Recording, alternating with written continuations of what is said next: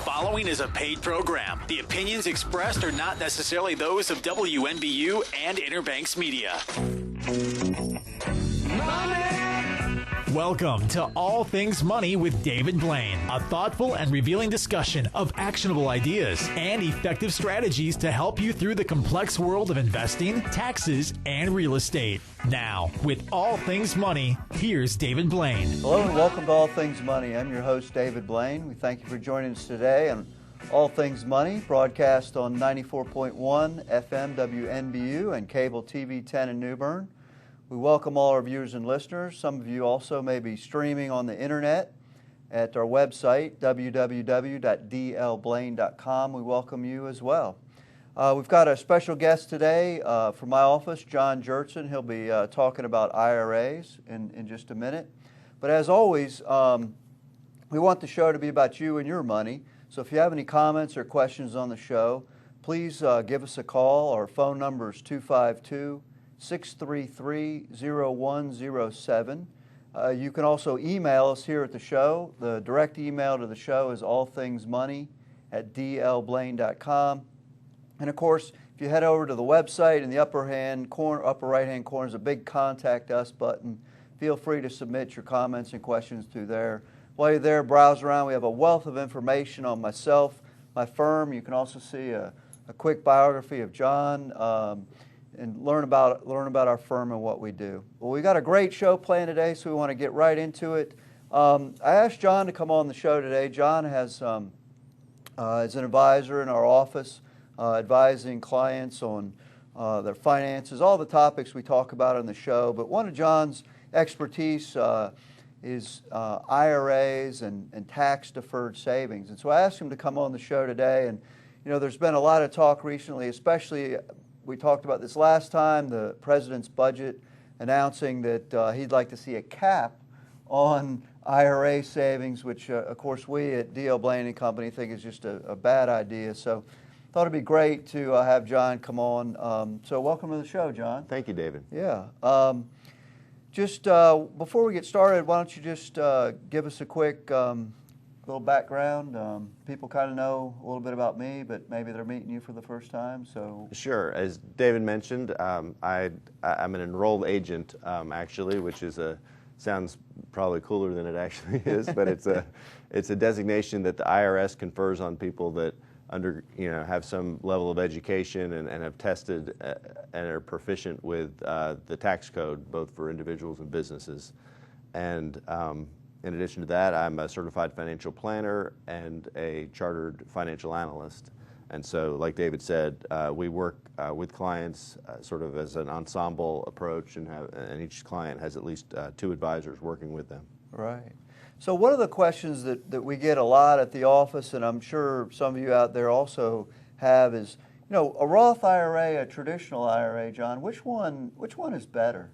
Well, that's a great question. I think if you look at dollar for dollar, a Roth IRA versus a traditional IRA, the Roth IRA is actually more valuable in that it's going to grow tax-free, and then it's going to be distributed tax-free and be 100% yours at all times.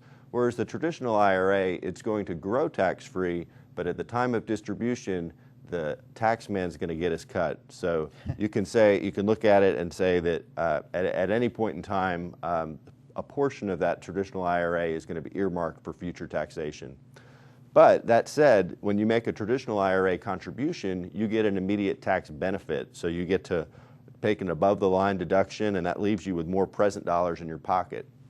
So from a starting place, it's helpful to see that mathematically, if you compare the Roth IRA with the traditional IRA, mathematically they're actually equivalent if you make the assumption that your marginal tax rate is the same now as it's going to be in the time of distribution. Right.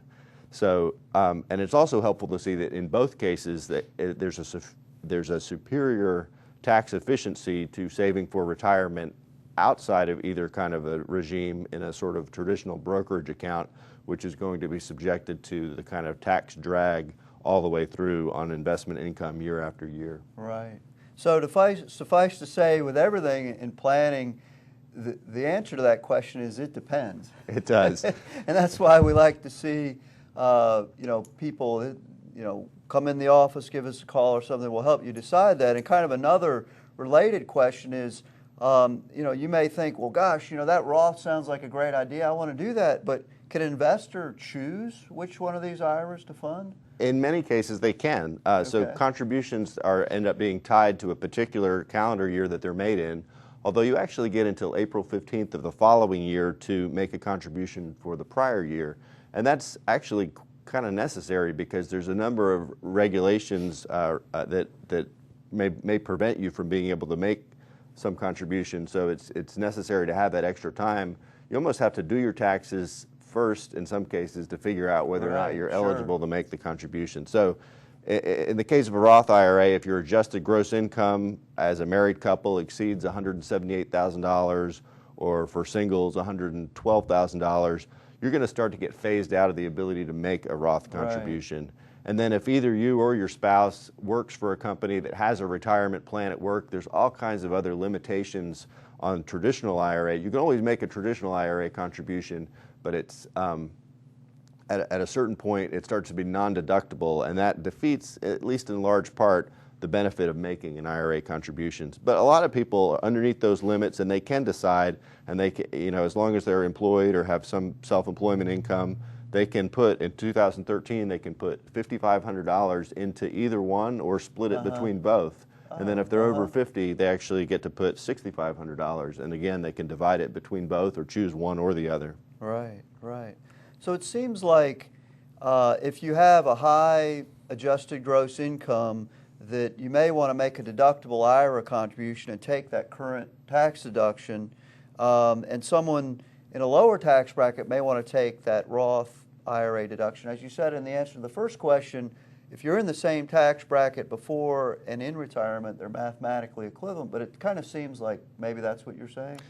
That's kind of the idea. Actually, I would back up one step further and remind our listeners and our viewers that many people are in a situation where you have a retirement plan at work, and in those cases, many, if not the majority of the cases there, you have the employer's plan offering an additional perk of perhaps matching 100% of the first 3% and then 50 cents on the dollar on the next 2%. And there's, wherever there's some matching going on, I would say that before you consider this matter of Roth IRA versus traditional IRA, you take advantage of what essentially amounts to free money in your pocket. That's a great point. And then if you have savings for retirement, you make that decision, Roth IRA versus traditional IRA.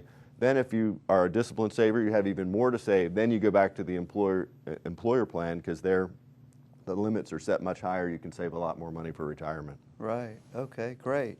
Well, we're going to have John come back after the break here and finish up. We got a couple more things that we want to talk about, but just to kind of recap, we talked about Roth versus traditional, which is better. If you missed the first part of the segment, head over to the website, www.dlblain.com. In a week or so, we'll have an archived copy of that posted.